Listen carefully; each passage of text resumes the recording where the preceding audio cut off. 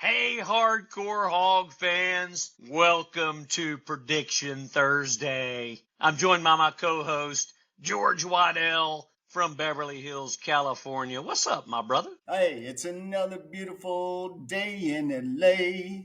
How's the weather in Arkansas? It's rained its ass off for 2 days straight. Hey, we're joined by last week's winner, the infamous Fireball King of America, Chris Franzetti. What's up, my brother? Going on, gentlemen. I'm living the dream. Don't pinch me because I don't want to wake up. Hey, and you're looking good as usual. No doubt about it. I hope you've got a little fireball on you for this deal because we're going to dig deep into Notre Dame this week. And boy, this is going to be a good one. George, we got to show up, brother.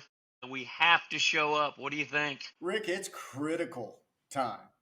It's kind of like when you're behind the curve and the ship is sinking and you don't have enough pails to empty out the boat. You know it's going down. You've got to figure out a solution. And I think the perfect solution is a win over Notre Dame. Absolutely. Look, I don't think there is 10 to 15% of our Hog Nation that is literally pissed off about the way this season has gone so far. And I told you early on in the season that I called for 5-0, and that included beating Notre Dame. And I hope to be 4-0 coming into this podcast. And I can tell you another thing. We are 2 final drive fumbles away from 4-0. So let's get that straight. I'm not selling Arkansas all the way down the river just yet. But I will go first this week. I'm going to give us the win because I still think we're great. I'm going to be 41-40.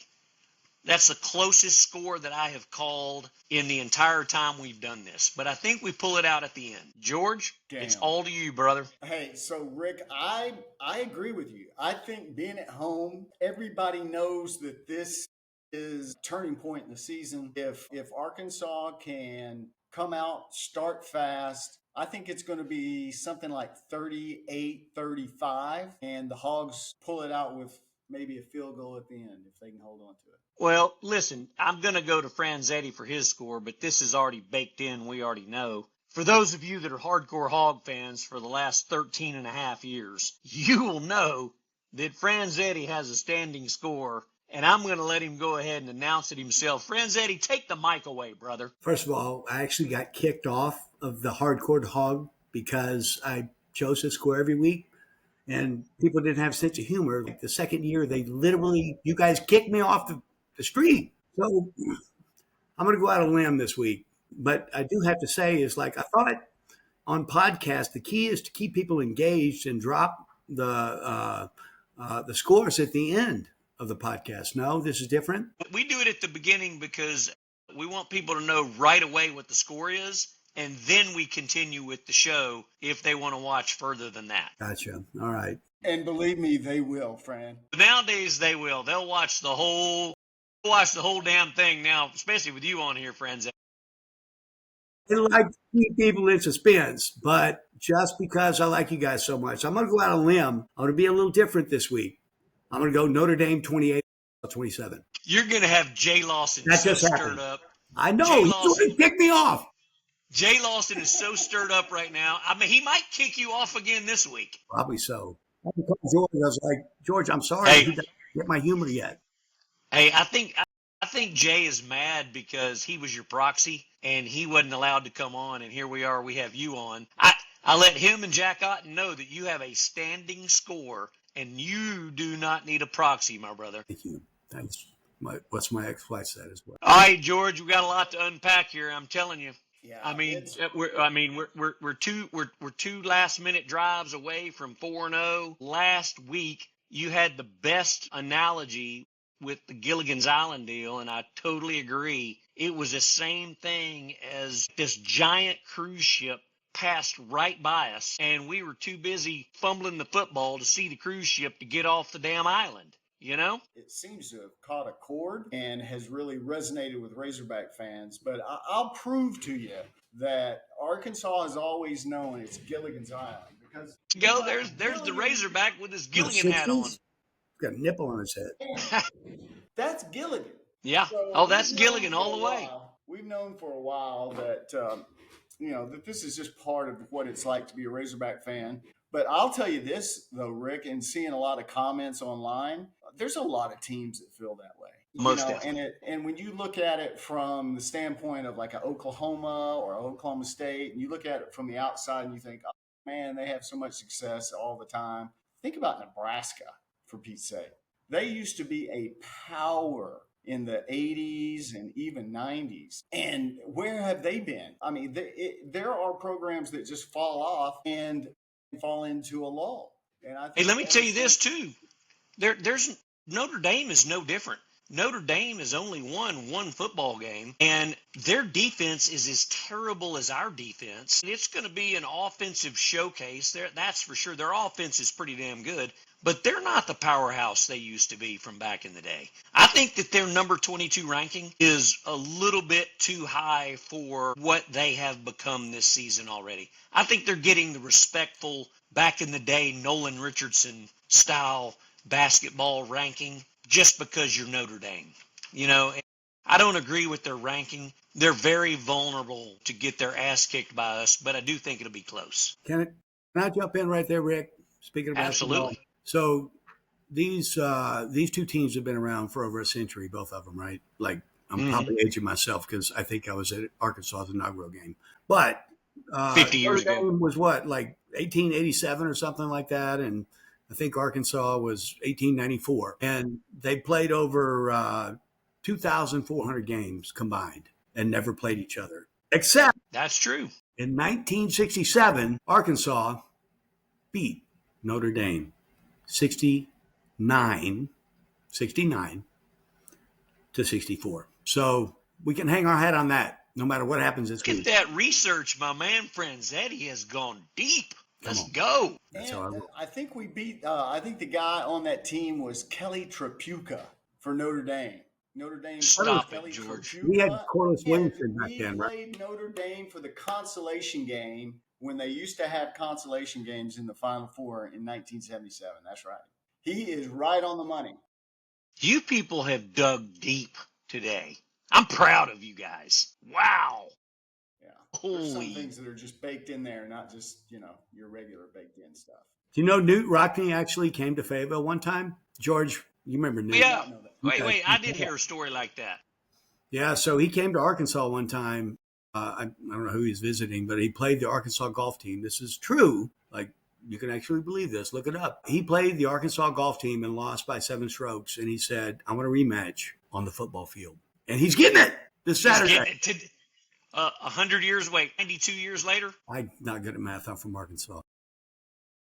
Well, this is a game 2,000 years in the making, because if it wasn't for the Catholic faith, there would be no Notre Dame. So they have a following.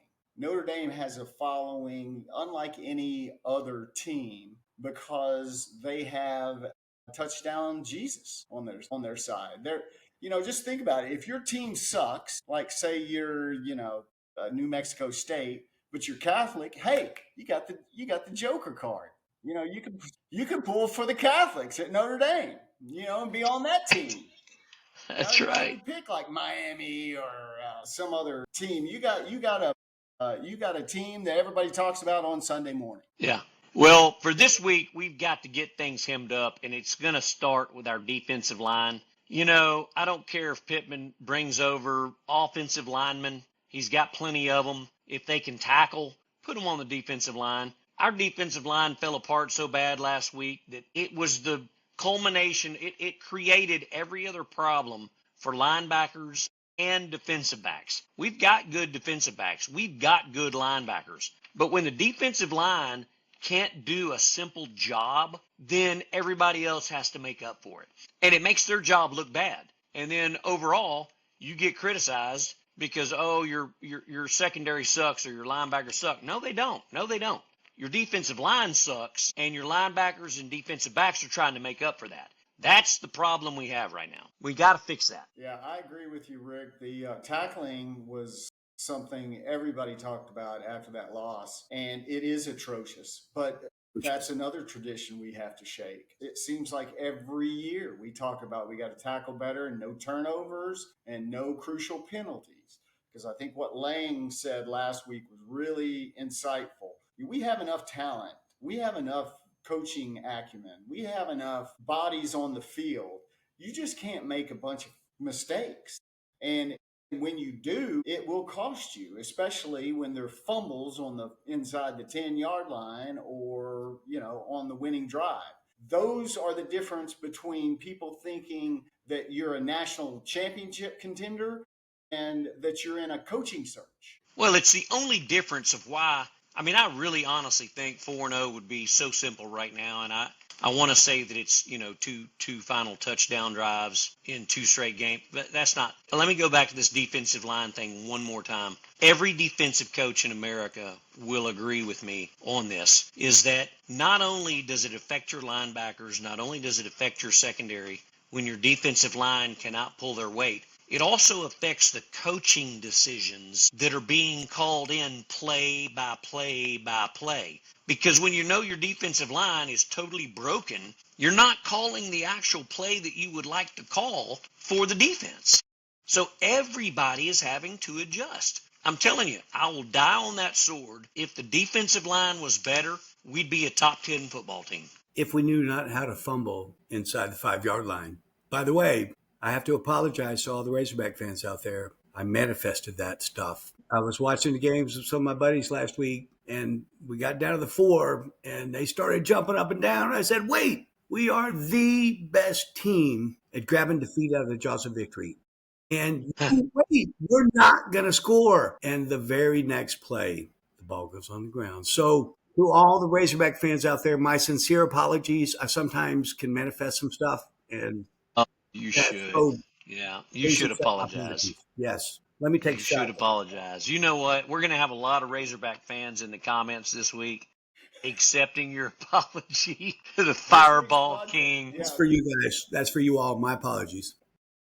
Hey, I don't need to apologize. I can't help it. Hey, also, I want to give a shout out, and this girl doesn't know I'm shouting her out, but I want y'all to go check out her podcast. She's awesome. Her name is Callie Allen, and we'll find a way for George to share it in the link. She is a fantastically educated Razorback fan that does a podcast. She does it from her car. She does it walking down the street. She's awesome, and she's full of facts. Shout out to Callie Allen, and I hope she hooks up with us, and maybe we can have her on the show soon.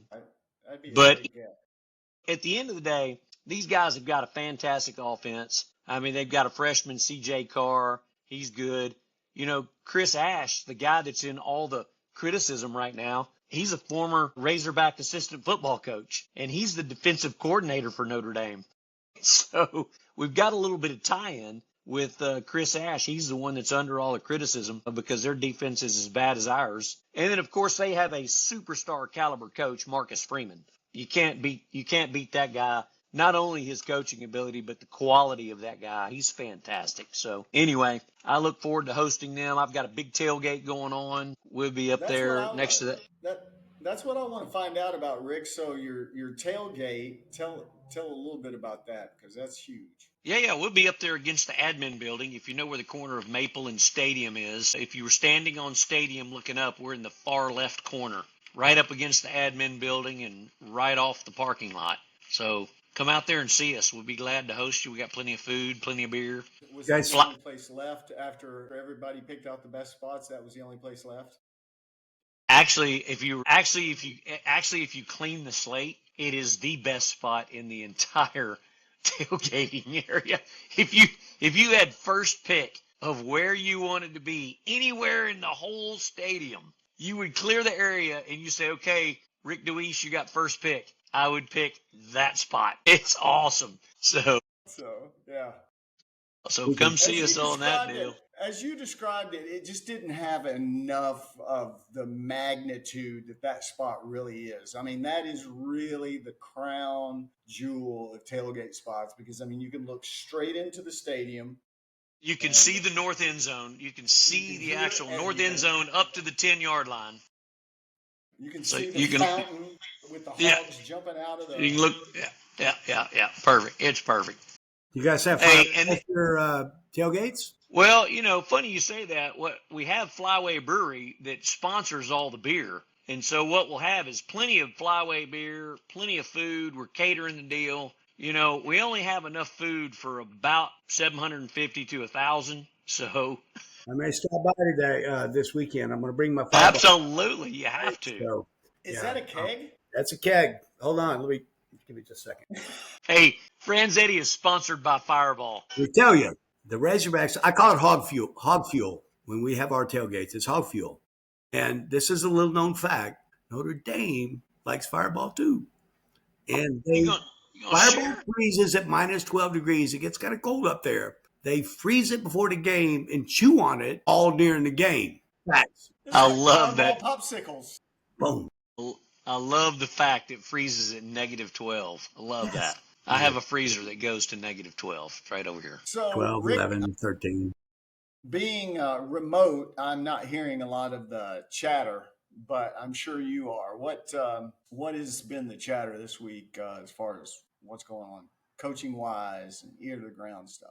Well, here's the deal. I think ear to the ground stuff is it's been just totally silent on the Sam Pittman deal. But as far as this game coming up, nobody is selling out. Everybody's going to go. They've had it on their calendar, like I said in the beginning of the season. They've had it on their calendar since it was announced. It's going to be a big game. There's going to be a lot of people. Like I said, it's going to be as many people in the stadium as out of the stadium. So it's going to be quite a shakedown. I don't think there's anybody getting away from this game. Yeah, it's a critical game. Yeah, we'd rather Probably be. the biggest. Yeah, I'd rather be 4-0 too, but it's probably the biggest game program wise that we've played in 10 years, maybe. Since Texas 2005. Yeah. Okay. It's I'll true. buy that. 20 years. You remember that big tailgate party I threw? Oh, yeah. That was huge, but that's probably as big as that game. I think we only lost 19-17, but Yeah. a hell of a game, and we fed as many Texas people as we did Arkansas people. Yeah. At that tailgate. Well, That was awesome. People love us. Texas people love us. Yeah, they do. Oh, they do. Yeah. We can't hate them enough. They just come back with, it's like, what? You're supposed to not like us. But no. I'll be curious to see how cool or not cool the Notre Dame fans are. This being their first time to Fayetteville. I feel like they travel well, so they're well put together. So I don't fear that they're a shit show of a fan base. But I look forward to kind of, I always love catching up with the opposing team's fans anyway. So. Yeah. And the same when I visit a team out of town. When I go to an opposing stadium, I like to see how I'm treated, and it's reciprocal. Yeah, and I've never been to any other stadium that you weren't treated, with some levity, but very kindly. Even Razorback games. Yeah.